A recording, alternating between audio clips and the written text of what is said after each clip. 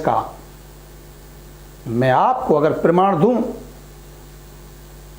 तो सारे के सारे ओके लाइफ केयर के डायरेक्ट सेलर इस बात को जानते हैं कि एनएलपी में आपने 11 तारीख को प्लान प्रेजेंट किया, प्लान को लॉन्च किया 11 तारीख को। आज जब तक मैं वीडियो बना रहा हूं 20 तारीख, तब तक भी प्लान कंप्लीट नहीं हुआ है, प्लान समझ में नहीं आया है।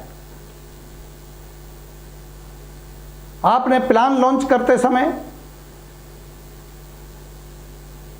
एक ध्यान दिलाया था कि प्लान में गलती है, इसको ठीक कर लेना। याद कीजिए मेरी बात, जब आप प्लान को प्रेजेंट कर रहे थे, लॉन्च कर रहे थे, तो आपने कहा था कि इसमें गलती है, इसको ठीक कर लेना। उसके बाद जब हम घर आए, सुबह को आपकी एक पीपीटी आई, वो भी गलत थी। उसके बाद आपके टॉप लीडरशिप, जिनका पे आउट 40 लाख और 20 लाख है, जिन्होंने इस इंडस्ट्री में इतिहास रचा है, उनके द्वारा जूम के माध्यम से प्लान दिखाने का सिलसिला शुरू हुआ। पहले टॉप लीडर ने प्लान दिखाया तो उन्होंने 3, 4, 6 बताया परफॉर्मेंस बोनस। ये ऑन रिकॉर्ड, अगर आपके पास इसकी रिकॉर्डिंग होगी दोस्तों तो देखिएगा दोबारा से। सोनम जायसवाल जी के द्वारा जब प्लान दिखाया गया तो 4-6 की बात की गई, लेकिन ठीक उसके 4-6 घंटे के बाद जब आपके टॉप लीडर अखिलेश जी के द्वारा प्लान प्रेजेंट किया गया तो 3-5-6 की बात की गई।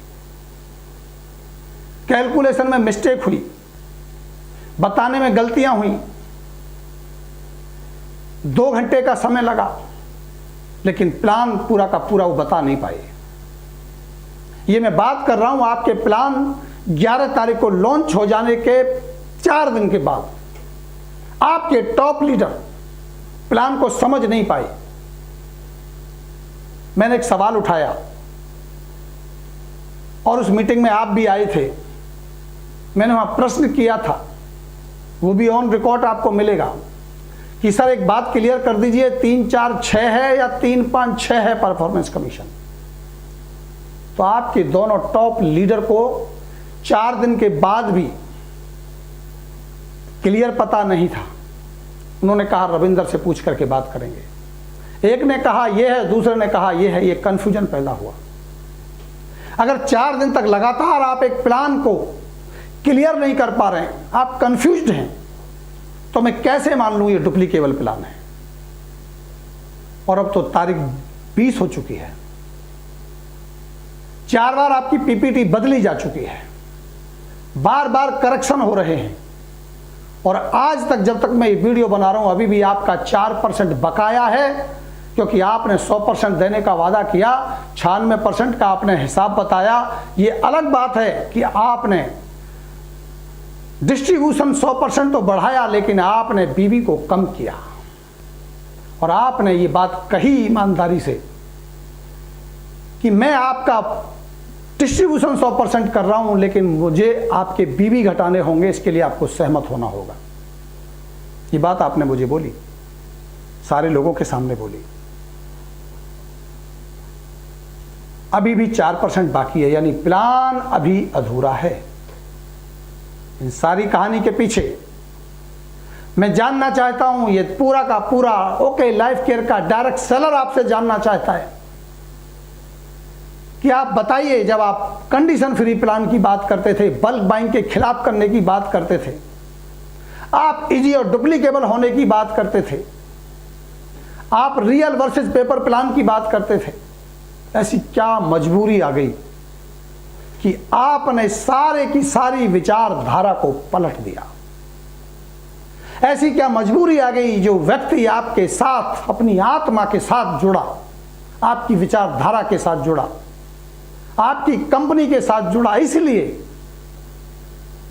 कि 20 साल से भटकती इस डायरेक्ट सेलिंग को पटरी पर लाया जा सकता है।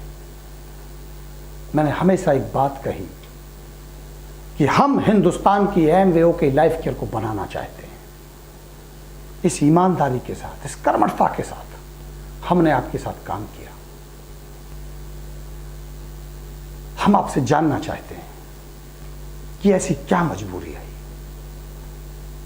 मैंने आपके साथ आखिरी मीटिंग में भी आपसे बार बार पूछने की कोशिश की, क्या ये कानून की मजबूरी है या ये आपके द्वारा बोले गए,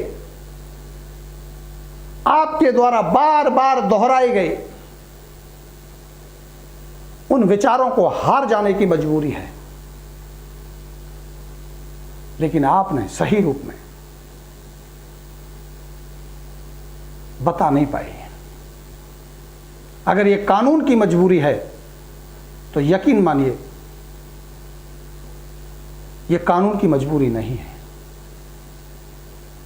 कानून केवल और केवल ये कहता है कि आप सेल पर पैसा बांटेंगे, आप एनरोलमेंट करके पैसा नहीं बांटेंगे। और आप सेल पर ही पैसा बांट रहे थे। एनरोलमेंट के ऊपर केवल एक फ्लैगशिप आता था, आप एक केवल फ्लैगशिप को हटा सकते थे। आप मुझे बताइए किस कानून के दायरे में आकर के आपने कंसिस्टेंसी को हटाया?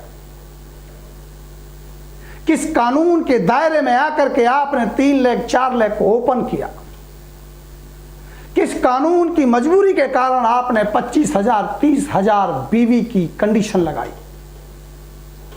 1-1 लाख रुपए की साइड कंडीशन किस कानून की मजबूरी में लगाई, आप मुझे बताइए।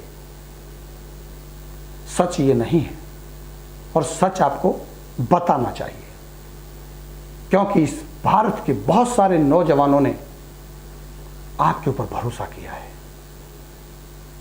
और जब ये भरोसा टूटता है तो रूह कांपती है। आत्मा जब मरती है तो रूह कांपती है। यकीन मानिए, किसी का कत्ल कर दिया जाए तो शायद अपराध उतना बड़ा ना हो जितना बड़ा अपराध तब होता है जब उसकी आत्मा को मारा जाता है, उसके विचारों को कुचला जाता है, उसके विश्वास को ठेस पहुंचाई जाती है। किसी का कत्ल करके शायद उतना बड़ा अपराध ना होता हो जब किसी के जमीर को मारा जाता है, किसी के विश्वास को खंडित किया जाता है। अगर मैं ये कहूं कि आपने 4 साल में लगातार जिस देश के यूथ को भरोसा दिया, जिस विश्वास के साथ आपने डायरेक्ट सेलिंग की मुहिम को आगे बढ़ाया, जिस विश्वास के साथ आपने सफलता के परचम को लहराया, इसको आपने तोड़ दिया। 1 मिनट में बिना किसी की सलाह के, बिना किसी के डिस्कशन के आपने अपनी मर्जी से प्लान को प्रेजेंट कर दिया, लॉन्च कर दिया। क्या ये डिक्टेटरशिप नहीं है? क्या ये एकाधिकार नहीं है? जो व्यक्ति आपके विचारधारा के साथ आपके जुड़े थे, जो व्यक्ति आपकी विचारधारा के साथ आपसे जुड़े थे, आपकी विचारधारा बदल गई, उन व्यक्तियों की विचारधारा का क्या होगा, इसका सम्मान आपने नहीं किया। क्या करना चाहिए था? अपनी अंतरात्मा से आप सवाल कीजिए, हो सके तो इनके जवाब दीजिए। आप जरूर मेरे ऊपर आरोप लगा सकते हैं, आप यकीनन आप कह सकते हैं कि मुझे कहीं से ज्यादा पैसा मिल गया होगा, मुझे वीडियो बनाने का किसी ने पैसा दे दिया होगा। यकीनन आप कह सकते हैं कि मुझे किसी ने खरीद लिया होगा। यकीनन आप कह सकते हैं मैं भटक गया हूंगा। यह आपका अधिकार है, आप कुछ भी कहें, लेकिन आप अपनी अंतरात्मा से ये सच जानने का प्रयास कीजिए कि जो मैं कह रहा हूं क्या उसमें तनिक मात्र सच्चाई है। या तो आप मानिए कि आपने जिस विचारधारा को जन्म दिया था वहां आप हार चुके हैं, जो आपने बार बार जोर दे करके ये कहा था कि 2 लाख जनरेशन होता है, अनलिमिटेड इनकम देने वाला प्लान होता है, वो कभी ना फेल होने वाला होता है। जब आपने बार बार जोर दे करके ये कहा था कि मैं किसी भी हाल में इस प्लान को क्रैश नहीं होने दूंगा, पत्ते अभी बहुत बाकी हैं, तो आप सहज स्वीकार कीजिए कि आपने हार मान ली है। आपने जो जो बातें कही, उन बातों पर खरा उतरने का प्रयास आप करेंगे, इस उम्मीद के साथ मैं आपसे सवाल पूछ रहा हूं। अभी मुझे आपके प्लान का एक एक पॉइंट का एनालिसिस करना है, मुझे आपकी एक एक विचारधारा का एनालिसिस करना है, क्योंकि ये जरूरी है। 20 साल से तड़फती, गिरती, मरती